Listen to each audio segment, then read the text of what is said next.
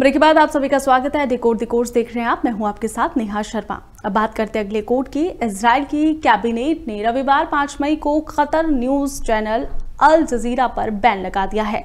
ये बैन क्यों लगा है और क्या है पूरा मसला, करेंगे इस कोर्ट में इसे डिकोड। दरअसल इजराइल के ब्रॉडकास्टर मंत्री श्लोमो करही ने इस आदेश को तुरंत प्रभाव से लागू कर दिया है। कैबिनेट के मुताबिक हमास जंग में चैनल की रिपोर्टिंग से नाराजगी के चलते ये फैसला लिया गया है और ऐसे में प्रधानमंत्री बेंजामिन नेतन्याहू ने सोशल मीडिया साइट एक्स पर एक पोस्ट में कहा है कि हमारी सरकार ने सर्वसम्मति से ये फैसला लिया है, यानी कि सबकी सहमति से इस फैसले को अमल में लाया गया है।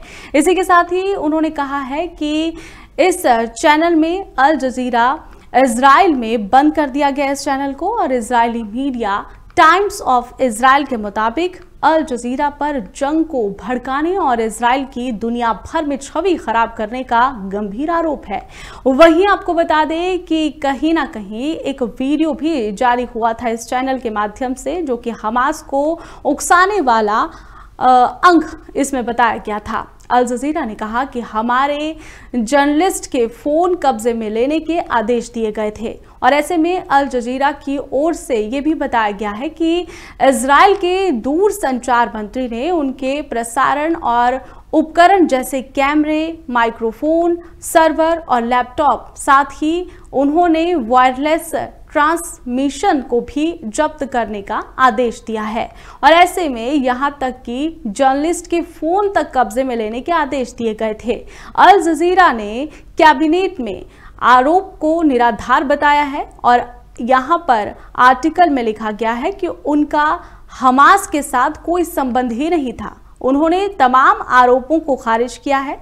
इसी के साथ ही चैनल पहले भी इन आरोपों पर जवाब देता आया है और इसे बंद करने की ये जो बातें हैं ये फिलहाल वर्तमान से ही नहीं, ये अचानक नहीं हुआ है। 2017 अगर आंकड़े देखे जाए तो 2017 से इस तरीके की बातें सामने आ रही थी।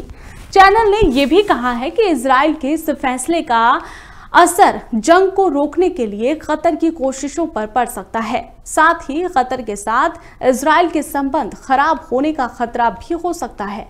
अल जजीरा के एक संवाददाता ने कहा कि यहां पर उन पर निराधार आरोप लगाए जा रहे हैं, वो दोषी नहीं है, लेकिन किस तरीके से अब तमाम जर्नलिस्ट को यहां पर ट्रीट किया जा रहा है, उन्होंने इस पर से पर्दा उठाया है। कहते हैं कि इजराइल में अल जजीरा बैन आखिर हुआ क्यों है, कारण क्या है, ग्राफिक्स के जरिए इन्हें समझने की कोशिश करते हैं।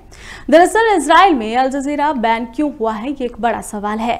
अल जजीरा सुरक्षा के लिए खतरा, नेतन्याहू बताते हैं कि अल जजीरा को आतंकवादी चैनल, इजराइल के खिलाफ हिंसा भड़काने का आरोप, नेतन्याहू ने इजरायली सुरक्षा को नुकसान पहुंचाने के लगाए आरोप, अल जजीरा पर हमास हमलों में भाग लेने का भी आरोप लगा है।